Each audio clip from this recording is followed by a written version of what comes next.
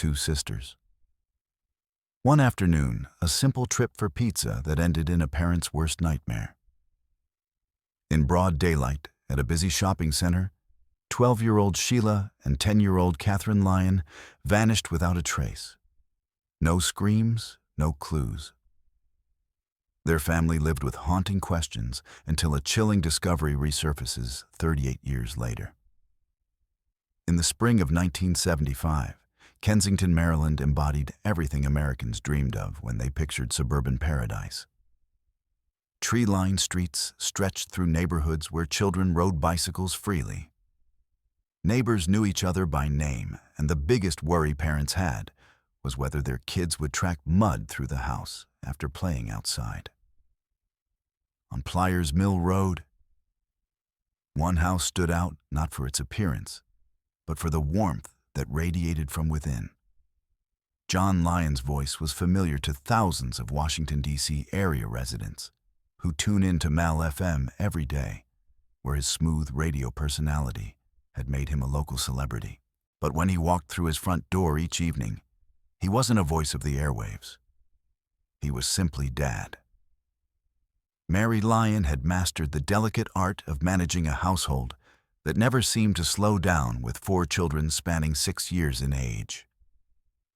Every day brought new challenges, adventures, and moments that would later become cherished memory. 15-year-old Jay had reached that age where he balanced between wanting independence and still being his siblings' protective big brother. 9-year-old Joseph, the baby of the family, possessed an endless curiosity about everything around him. But it was the 2 girls who formed the heart of the Lyon household dynamics. Sheila, at 12 years old, had begun showing glimpses of the young woman she was becoming while still holding on, a childhood's innocent wonder. Catherine, 10 years old and bursting with personality. As March 1975 arrived, excitement filled the Lyon household for reasons that had both girls practically bouncing with anticipation. Their birthdays were approaching. Sheila would turn 13, officially becoming a teenager, while Catherine eagerly awaited her 11th birthday. The Lyon family represented the American dream in its purest form. Their concerns were ordinary ones: good grades, household chores, upcoming birthdays, and the normal challenges of raising 4 active children in suburban Maryland. But as March 25, 1975 dawned bright and clear, none of them could have imagined that this perfect family portrait was about to be shattered in ways that would haunt them forever. March 25, 1975, started like any other Tuesday morning during spring break. The Lyon household woke up leisurely around 10:00 a.m., with no school bells to rush toward and no homework deadlines looming. The weather was pleasant, perfect for kids to get outside and enjoy their freedom. Mary Lyon moved around the kitchen preparing breakfast while listening to her children's animated discussions about their plans. Jay had reached that age where spending time with friends held more appeal than family activities. He announced his intention to head to the local basketball court, where he knew other teenagers would gather for pickup games. The spring weather made outdoor activities irresistible, and basketball had become his passion during these teenage years. Joseph eagerly agreed to join his older brother and potentially learn new skills on the basketball court. As the boys finalized their plans, Sheila and Catherine exchanged glances that spoke of their own shared intentions. While basketball held appeal for their brothers, the sisters had different ideas about how to spend their free day. Their conversation turned to the Wheaton Plaza shopping center, a destination that had become increasingly attractive to them as they grew older. The prospect of exploring shops, looking at Easter displays that have begun appearing in store windows, and perhaps running into classmates, made the destination appealing. Their mother overheard the conversation and smiled at her daughter's enthusiasm. "Why don't you stop off and get some pizza?" Mary suggested, knowing how much both girls enjoyed their occasional treats at the Orange Bowl, the popular pizza parlor within the shopping center. Catherine burst into laughter and complained that pizza had gone up in price from $4 to $4. Each girl received approximately $2 a sum that seemed substantial to children accustomed to careful budgeting of their spending money. In 1975, $2 could buy a decent lunch and still leave room for small purchases or treats. The most important instruction came with absolute clarity. Both girls needed to return home by 4 in the afternoon. This curfew wasn't negotiable, and Mary emphasized its importance. The girls readily agreed to the time restriction. As 11:00 approached, the Lyon children began heading toward their respective destinations. The sun shone brightly as they began their journey toward Wheaton Plaza. Two sisters sharing conversation and laughter as they made their way through the familiar neighborhood streets. But something waited for them at that shopping center. Something that would transform this ordinary spring day into the beginning of a nightmare that would haunt their family for decades to come. The sisters arrived at Wheaton Plaza sometime before 1:00 p.m., walking into what appeared to be a normal Tuesday afternoon at suburban Maryland's busiest shopping destination. The complex buzzed with the usual mix of families, teenagers and shoppers browsing stores and grabbing lunch at various restaurants. But this ordinary day was about to become extraordinary for all the wrong reasons. At exactly 100, a neighborhood boy who knew both sisters saw something that would become very important. Later, he spotted Catherine and Sheila sitting on a bench outside the Orange Bowl pizza place. A strange man was talking to them. This wasn't just any random stranger. The man looked like someone you would trust. He was about 6 feet tall and wore a nice brown suit. He was well-dressed and clean like a businessman or someone with an important job. Everything about him screamed safe adult, but the man carried a briefcase, and inside that briefcase was a tape recorder. In 1975, this was fancy equipment that most people didn't have. The man had opened his briefcase and pulled out the recorder with a microphone attached. He told Catherine, Sheila, and other kids who came over to watch that he worked for a radio station. He said he was recording people's voices to play on radio later. He made it sound exciting, like the kids would be famous and their friends would hear them on the air. This story made perfect sense to the Lyon sisters. Their dad worked at a radio station, so they knew how radio worked. The man's story seemed real to them. The neighborhood boy watched as both Catherine and Sheila took turns talking into the man's microphone. Other children joined in too, all excited about being on the radio. The girls smiled and laughed as they spoke into the microphone, thinking they were part of something special. The boy watching noticed that the man walked with a small limp. It wasn't very obvious, but you could see if you paid attention. This detail seemed unimportant at the time, but it would help the case later. Around 2:00, the girl's brother, Jay, came to the shopping center to buy a kite.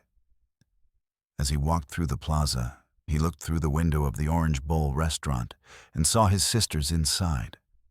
Catherine and Sheila were sitting at a table eating pizza and talking to each other. They looked completely normal and happy. They were laughing and pointing at people walking by just like they always did when they were together. Jay didn't go over to them because he wanted to let them have their own time. This was important because it showed that after talking to the tape recorder man that the girls went ahead with their plan to eat pizza. Whatever happened with that man didn't stop them from doing what they came to do. They seemed fine and not worried about anything.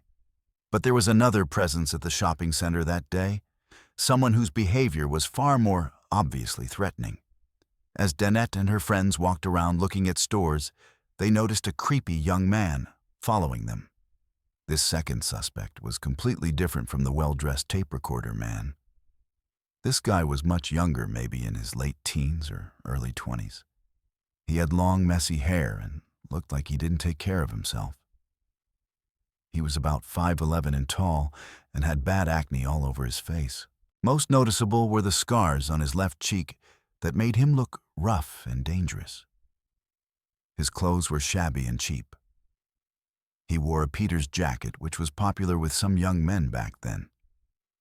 He stuck out in a nice shopping center like he didn't belong there. What made this young man really scary wasn't just how he looked, but how he acted. He didn't just glance at the girls and walk away like a normal person would. Instead, he followed them around the shopping center, staring at them in a way that made them very uncomfortable. His stare wasn't normal. It was intense and creepy, like he was planning something bad. He kept watching them no matter where they went, and he didn't care that he was making them scared. Finally, one of Det's friends got so uncomfortable that she turned around and said to the creepy guy, "Why don't you take a picture of us? It'll last longer." She was trying to embarrass him and make him go away. Most people would have been embarrassed and walked away after being called out like that. But this young man didn't care. He just kept staring and following them like nothing had happened. Even worse, Det saw this same creepy guy staring at Catherine and Sheila Lyon, too. The same scary attention he was giving her group, he was also giving to the two sisters. This connection would become very important later. Around 2:30 in the afternoon, someone saw Catherine and Sheila for the last time. A family friend spotted both sisters walking west along the street that led from the shopping center back toward their home. This was good news because it meant the girls had left the shopping center at the right time to make it home by their 4:00 deadline. The person who saw them said they looked completely normal. They were walking together and talking like they always did. Nothing seemed wrong or scary about how they were acting. The girls weren't running or looking scared. They weren't being chased or followed that anyone could see. It looked like they were just walking home after a fun afternoon at the shopping center. But this would be the last time anyone could say for sure where Catherine and Sheila Lyon were. After this moment, no one knew what happened to them. They simply vanished. And something terrible was about to unfold, and the hunt for Catherine and Sheila Lyon was about to begin. The clock on the Lyon family's kitchen wall showed 4:00 p.m. sharp. Mary Lyon glanced at it for the third time in 10 minutes, her hands busy preparing for dinner. Catherine and Sheila should have been home by now. The girls were always punctual, especially when they knew fried chicken was on the menu. Mary Lyon continued her dinner preparations. But something felt different. The house seemed too quiet. Usually by this time she would hear the front door slam shut, followed by the familiar sound of her daughter's voices calling out their arrival. 4:15 p.m. came and went. Then 4:30 p.m. Mary's movements in the kitchen became more deliberate, more focused.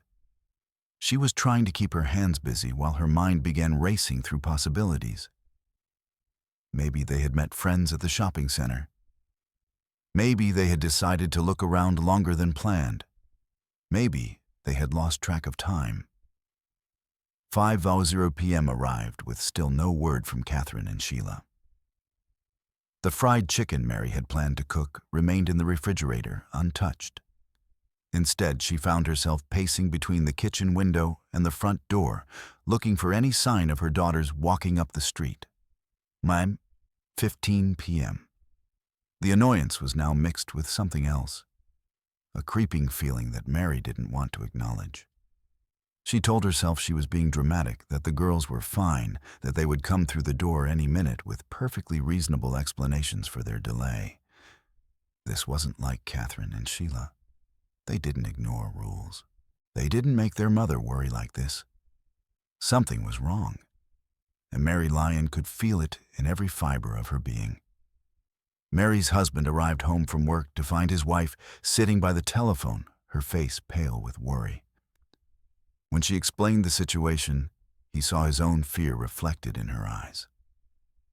This wasn't a case of children losing track of time. This was something else entirely. John and Mary Lyon made the phone call that would change their lives forever. They contacted the Montgomery County Police Department to report their daughters as missing persons. 7:00 p.m. The police officer who answered their call was professional. Missing children cases were common, he explained. Most kids turned up within a few hours, usually with innocent explanations for their absence. He would file a report, and patrol officers would keep an eye out for Catherine and Sheila Lyon. The official report was filed at exactly 7:00 p.m. on March 25, 1975. Catherine Lyon, age 10, and Sheila Lyon, age 12, were officially listed as missing persons. The search for the Lyon sisters had begun. The Lyon family immediately began their own desperate vigil. Someone stayed by the telephone at all hours, hoping for any word about the girls. Family members took turns so the phone would never go unanswered.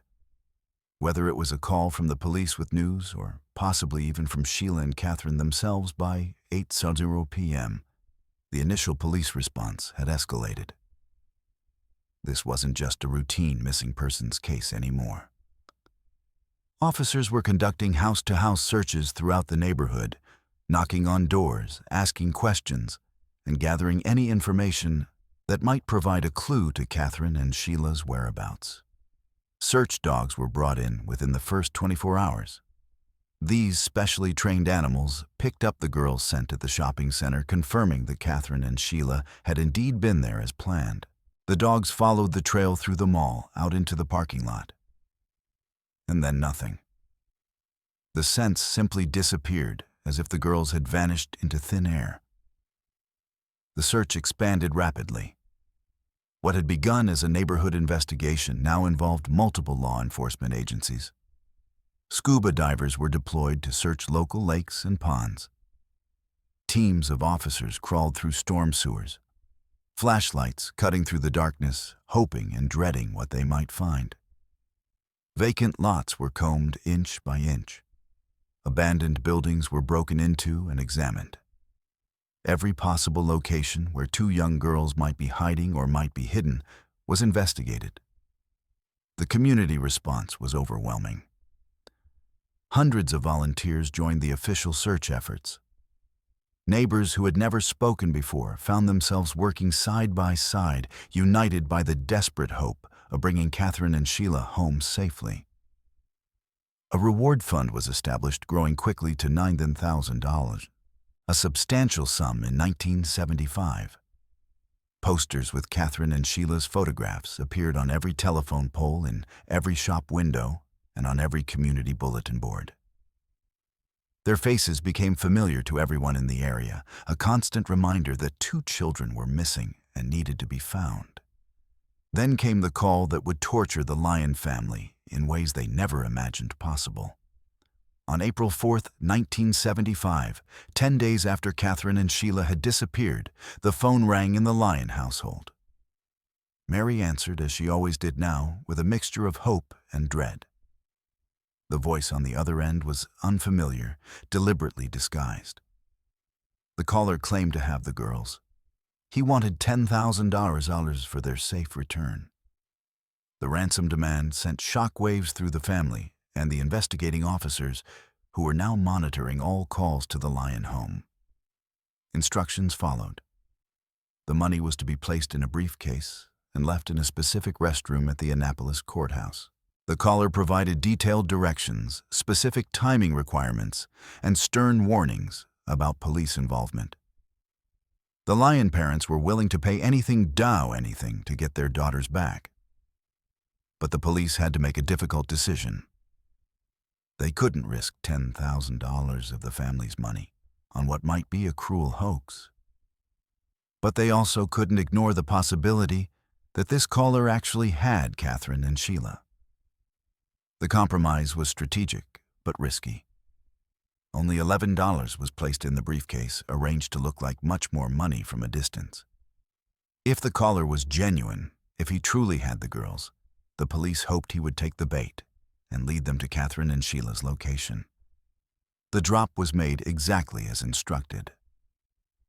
Officers watched from hidden positions as the briefcase was placed in the designated restroom. Minutes stretched into hours as they waited for someone to retrieve the ransom money. The call came several hours later, the same disguised voice, now angry and accusatory. There were too many police. The caller claimed he had seen the surveillance, spotted the officers, and refused to collect the money. The deal was off. But John Lyon wasn't ready to give up. If this person truly had his daughters, if there was any chance this wasn't a hoax, he needed proof. He demanded to speak with Catherine and Sheila directly. He needed to hear their voices, to know they were alive and safe. The line went silent. Then, without another word, the caller hung up. The phone never rang again with ransom demands. The mysterious caller, whoever he was, disappeared as suddenly as he had appeared, leaving the Lyon family with crushed hopes and devastating questions. Had someone really taken their daughters? Was this caller a cruel hoaxer preying on desperate parents? Were Catherine and Sheila somewhere out there waiting for rescue? Or was this just another dead end in an investigation that seemed to lead nowhere? As weeks turned into months, the massive search efforts continued, but found nothing. The investigation generated thousands of tips, hundreds of interviews, and countless theories. But Catherine and Sheila Lyon remained missing. Their birthdays came and went unmarked. The Easter celebration they had been so excited to see never brought them joy. The birthday parties their parents had planned became memorial services for two little girls who had simply vanished during a half-mile walk home from getting pizza. While the Lyon family endured their worst nightmare, investigators worked around the clock, pursuing every possible lead. The case had captured national attention, and tips poured in from across the country. Some seemed promising, others led nowhere. All had to be checked. On April 6th, 11-year-old William Krebs came forward with information that sent investigators racing toward Virginia. He claimed to have seen two girls matching Catherine and Sheila's description in a white Pontiac, traveling along Route 211. According to the boy, one of the girls appeared to be crying, and there was definitely a blonde child in the back seat. Police took this sighting seriously because the timing and location made sense. Route 211 would be a logical escape route for someone fleeing the Washington area, and a distress behavior Krebs described matched what they might expect from kidnapped children. The very next day brought another potential breakthrough. A witness in Manassas reported seeing two girls who appeared to be bound and gagged in a beige Ford station wagon. This observer had been alert enough to catch part of the license plate DMT6 and determined it was Maryland plates, possibly from a Cumberland, Hagerstown, or Baltimore areas. What made this sighting particularly credible was what happened next. The driver apparently realized he was being watched and began driving erratically. He sped through a red light and headed toward Interstate 66, clearly trying to escape observation. This behavior suggested someone with something to hide. Investigators immediately began tracing every possible vehicle registration that could match those partial plates. They contacted motor vehicle departments across multiple states, ran computer searches, and followed up on hundreds of potential matches. The work was painstaking, but absolutely necessary. Meanwhile, an unexpected group joined the search effort. Citizens with CB radios throughout the Washington metropolitan area had organized their own network to look for the Lyon sisters. These mobile volunteers spent hours driving through different neighborhoods, maintaining constant radio contact, and following up on any suspicious sightings. The CB radio operators took their mission seriously, coordinating searches of parking lots, shopping centers, and residential areas where the girls might be held. Their dedication was admirable. But despite thousands of volunteer hours, they found nothing that advanced the investigation. By May 23, 1975, the case had reached such prominence that Lieutenant Governor Blair Lee made an unprecedented decision. He ordered 122 National Guardsmen to conduct a systematic search of Montgomery County's forested areas. These weren't amateur volunteers or weekend searchers. These were trained military personnel using professional search techniques to comb through thousands of acres of woodland.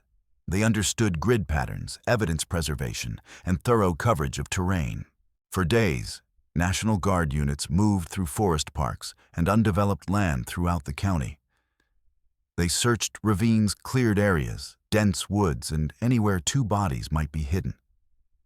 Their equipment included specialized tools for detecting disturbed soil and metal detectors for finding personal belongings. The lack of physical evidence was becoming the most frustrating aspect of the entire investigation.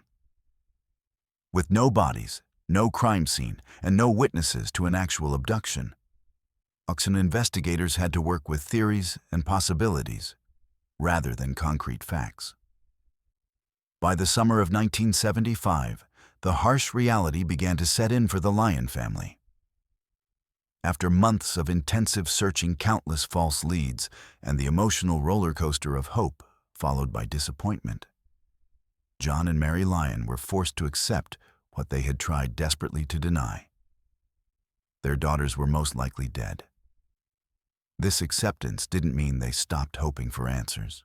The Lyon family never gave up their desire to know what had happened to Catherine and Sheila, to understand who had taken them and why, and to see justice served for their daughters' murders.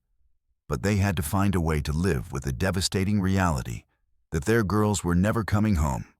The police investigation remained officially active, with detectives continuing to follow up on leads and pursue potential suspects. The well-dressed tape recorder man remained their primary focus, as he was the last known person to have interacted with the Lyon sisters before their disappearance.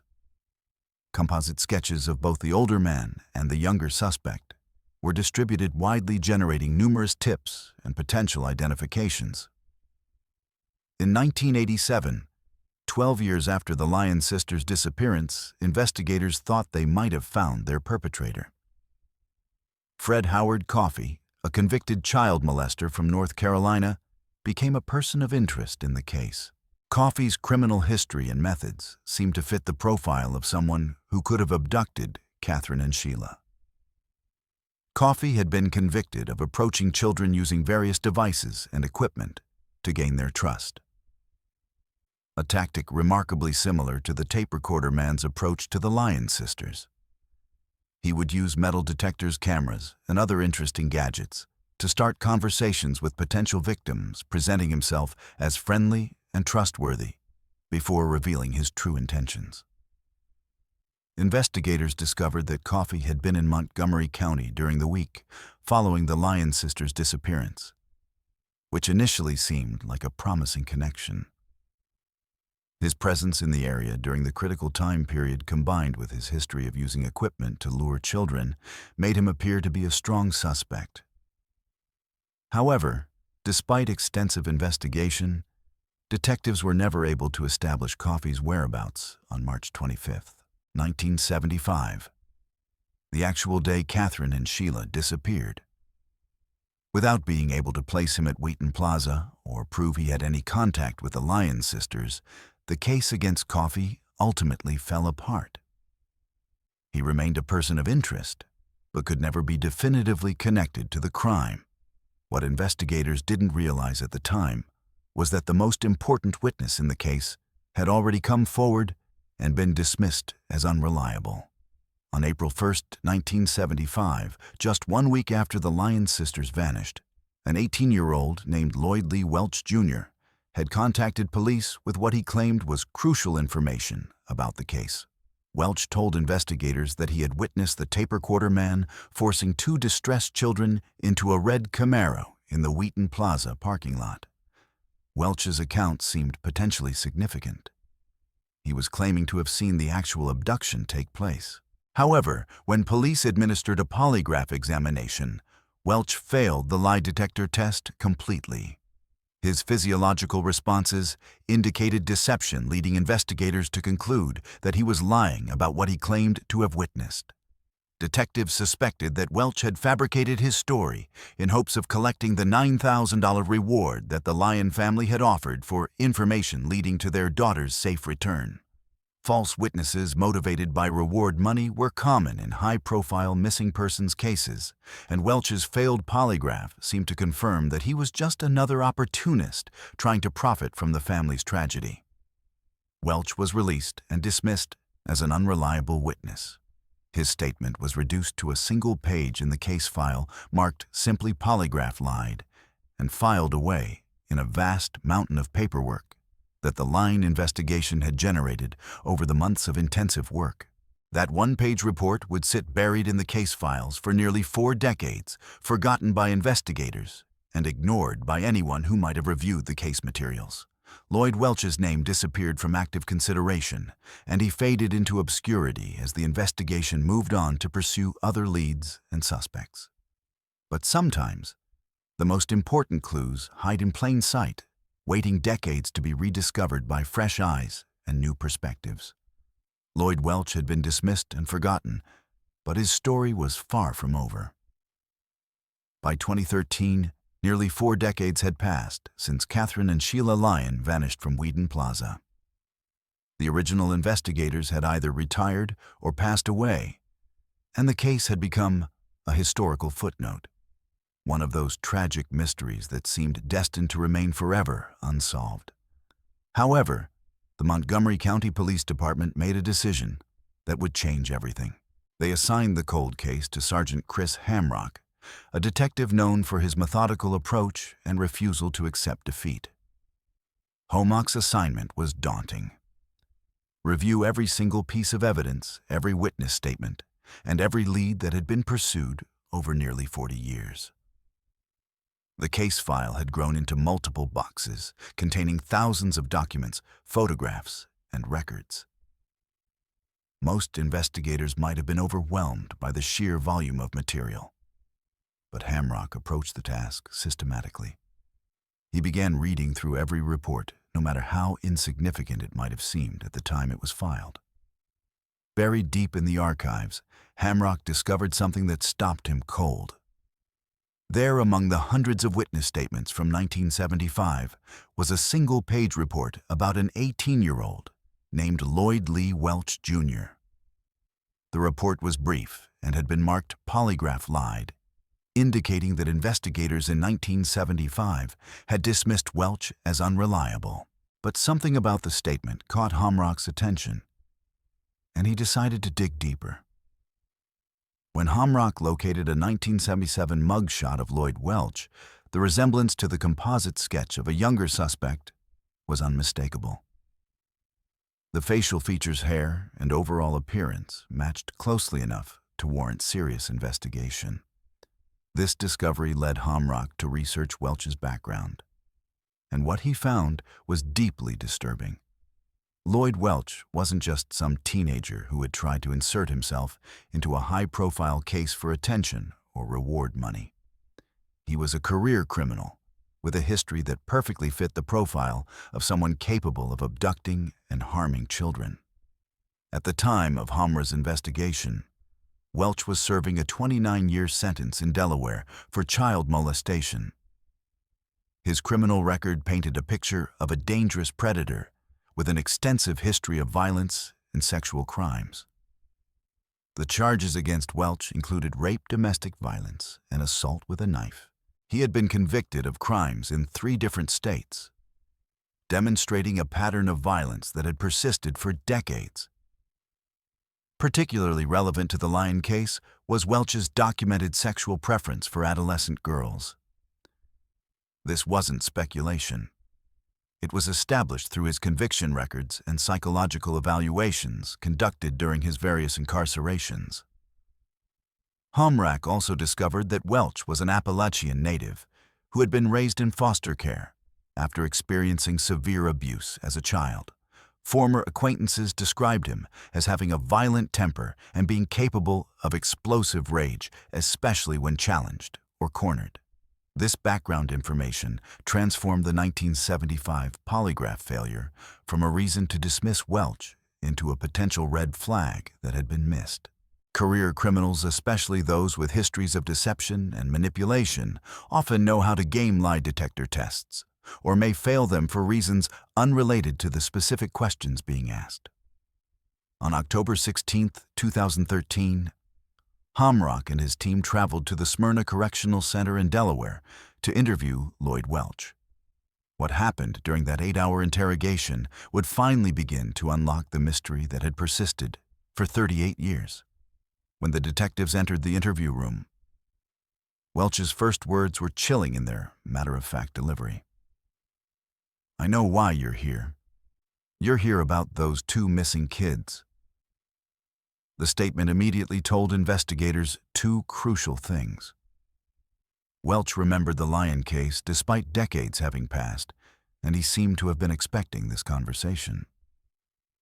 Most innocent witnesses wouldn't immediately connect a visit from out-of-state detectives to a nearly 40-year-old case unless they had specific knowledge about it. Hamrock decided to test Welch's memory and potential involvement by showing him photographs of Catherine and Sheila Lyon. The detective's words were carefully chosen for maximum emotional impact. These two little girls have never been found, and their parents are damn near 80 years old. Welch's response was immediate and specific. He claimed that he had indeed been at Wheaton Plaza on March 25, 1975, and that he had witnessed a guy putting two girls in the back of a car. His account aligned with elements of his original 1975 statement, but now he was providing additional details. What made this interview different from a 1975 polygraph session was the context. Welch was already serving a lengthy prison sentence and had nothing to gain by lying.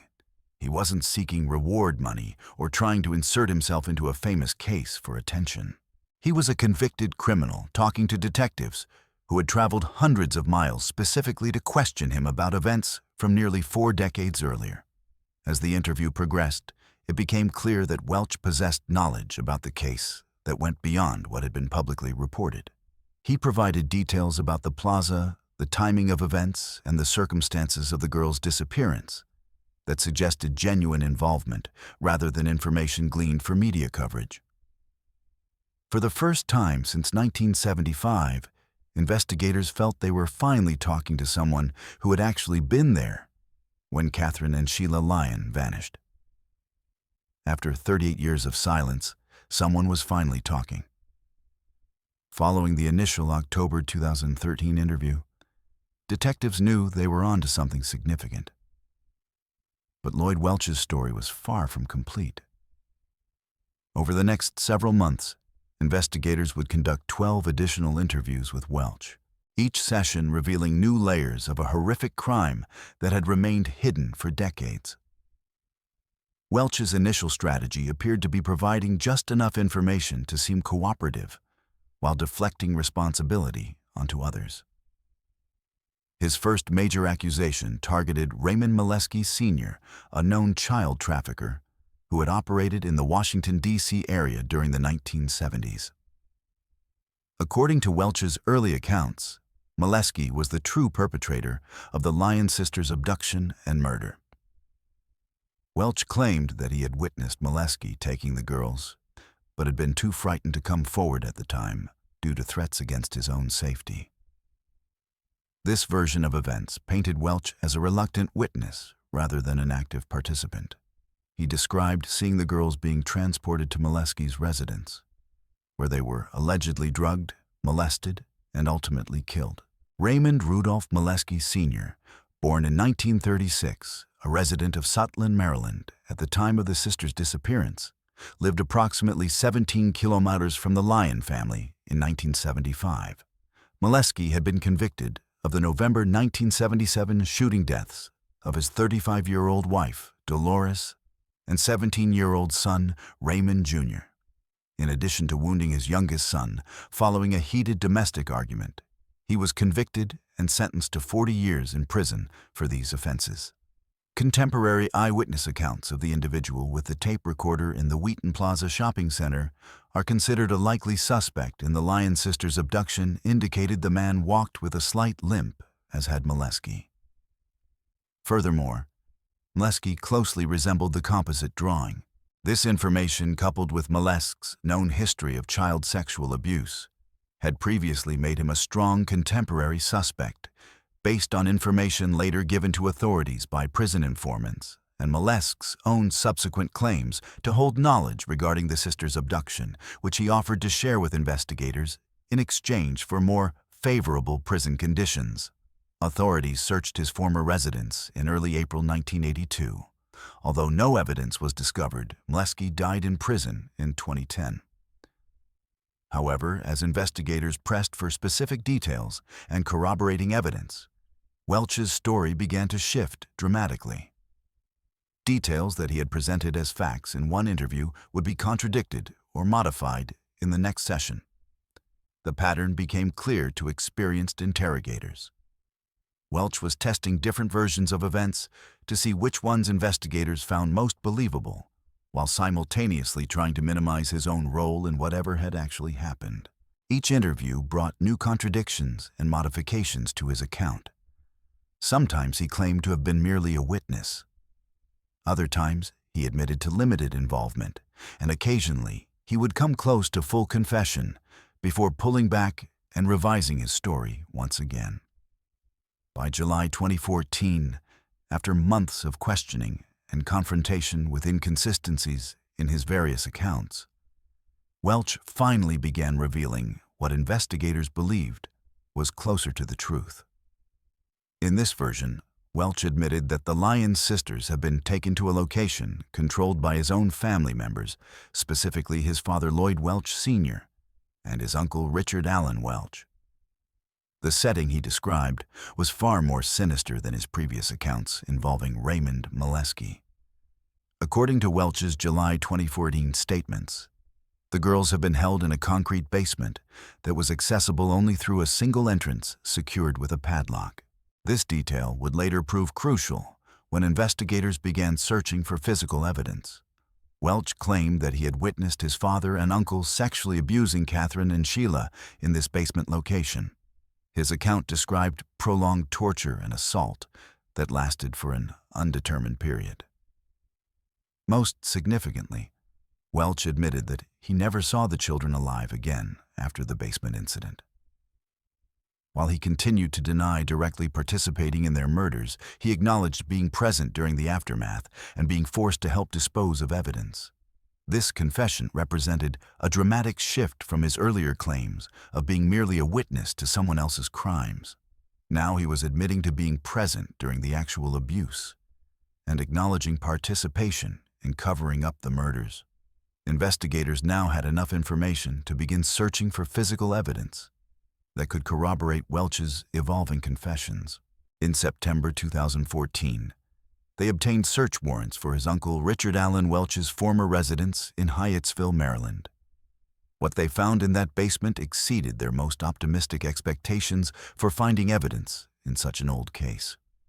The layout of the basement matched Welch's descriptions perfectly, including the single entrance and the concrete construction he had described. More importantly, forensic examination revealed extensive blood traces throughout the basement area. The blood evidence was found not just on the floor, but also extending up the walls and even onto the ceiling, suggesting that extreme violence had occurred in that space.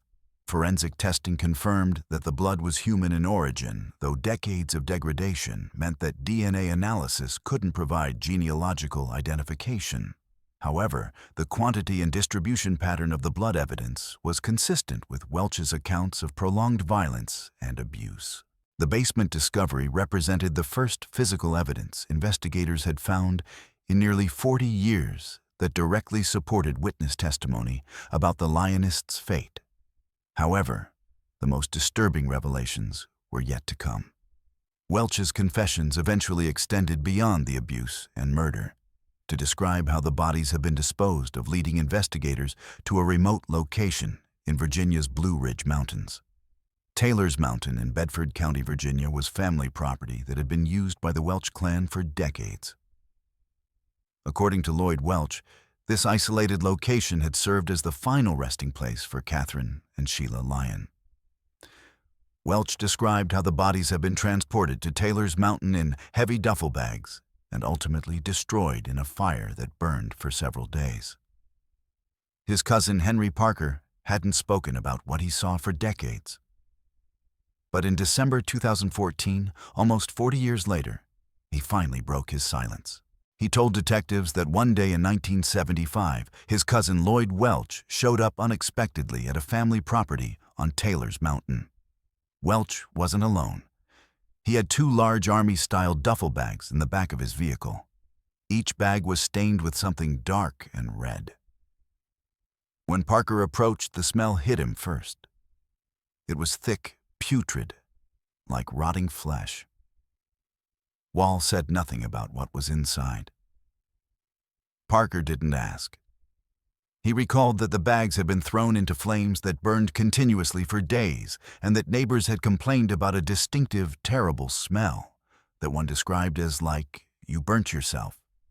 But what Parker didn't know or chose not to confront back then was that the bags may have held the remains of two young girls, Catherine and Sheila Lyon.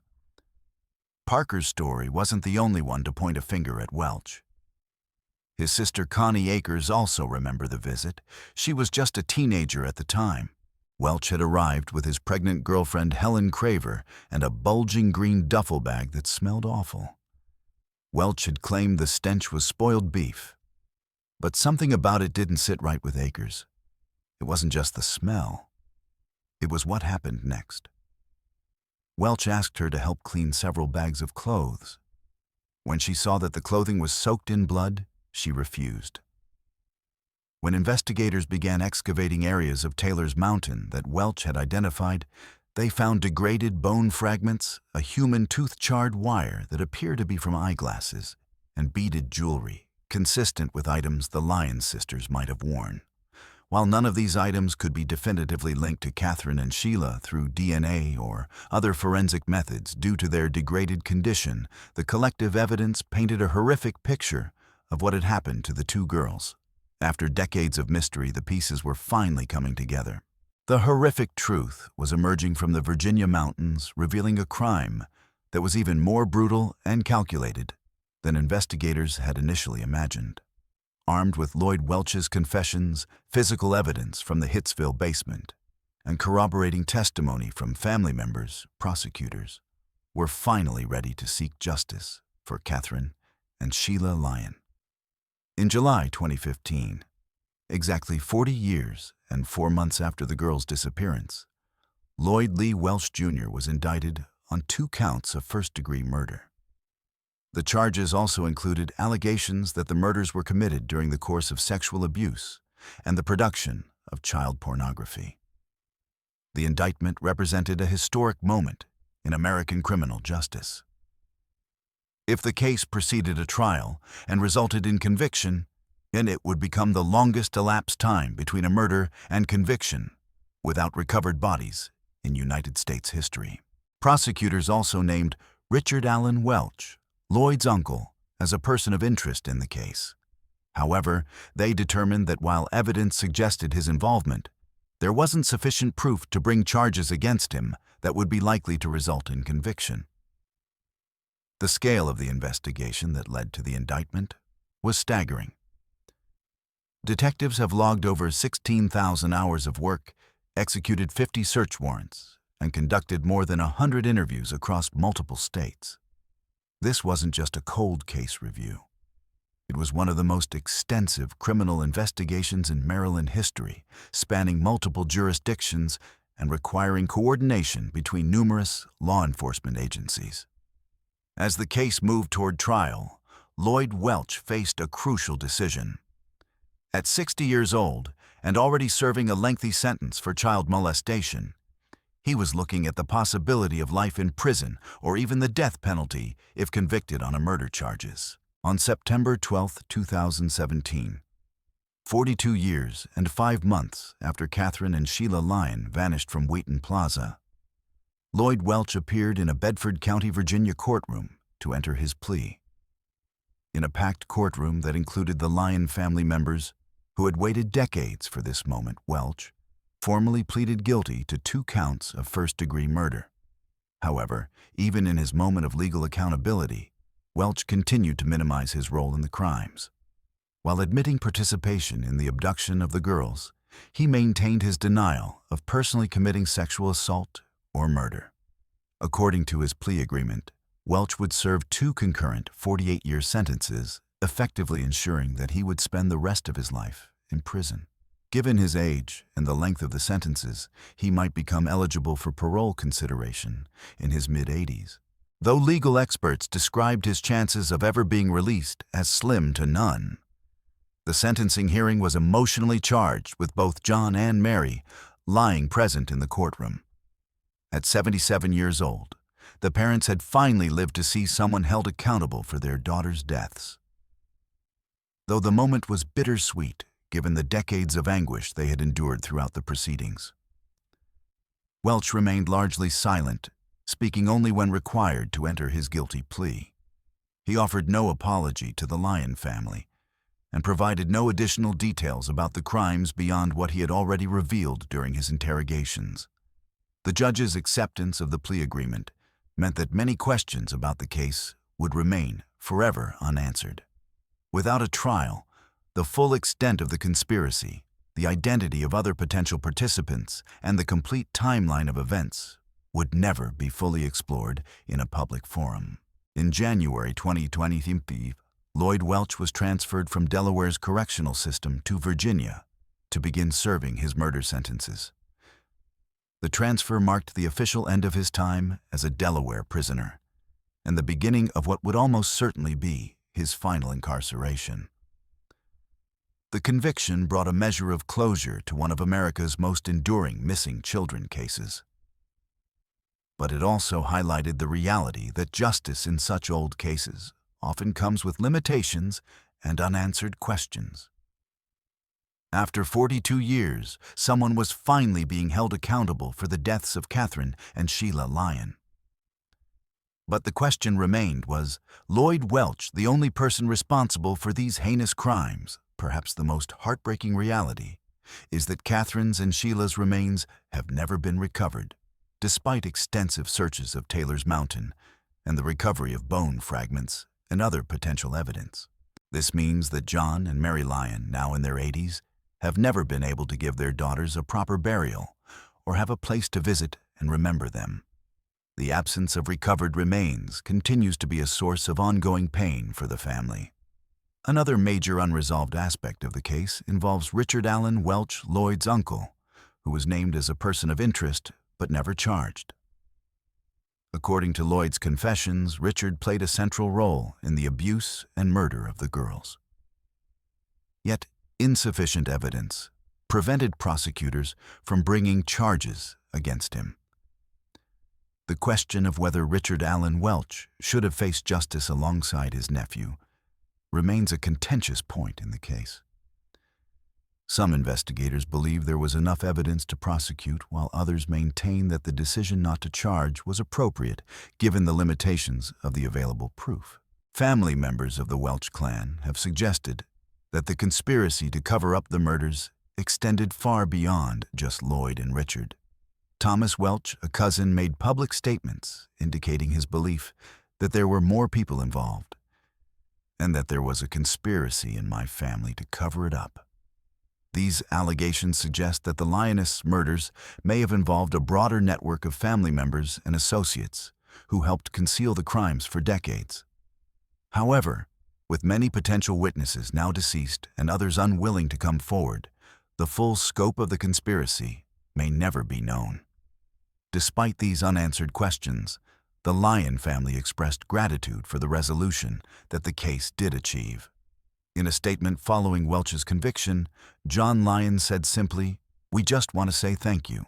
It's been a long time." The family's gratitude extended particularly to the cold case detectives, who had refused to give up on finding answers even when the case seemed hopeless. Sergeant Chris Hamrock and his team had accomplished what many thought was impossible: solving a 40-year-old murder case without bodies and with limited physical evidence. The Lyon sisters' case has left a lasting impact on American law enforcement and child safety protocols. The National Center for Missing and Exploited Children called the investigative work unprecedented and praised the techniques used to finally crack the case. The case also represents a watershed moment in the history of Maryland suburbs. The disappearance of Catherine and Sheila Lyon in 1975 shattered the sense of security that had characterized communities like Wheaton, fundamentally changing how parents thought about their children's safety. However, it also serves as a sobering reminder of the limitations of the justice system. While Lloyd Welch was ultimately held accountable for his crimes, The delay in solving the case meant that other potential perpetrators escaped justice. Evidence was lost or degraded, and witnesses died before they could be questioned. Catherine and Sheila Lyon were just two little girls who wanted pizza and wanted to look at Easter displays at their local shopping center. Their disappearance changed how we think about child safety, stranger danger, and the evil that can lurk in the most ordinary places. The Lyon sisters case reminds us that behind every unsolved mystery are real families waiting for answers, and that the passage of time should never be an excuse to stop seeking the truth.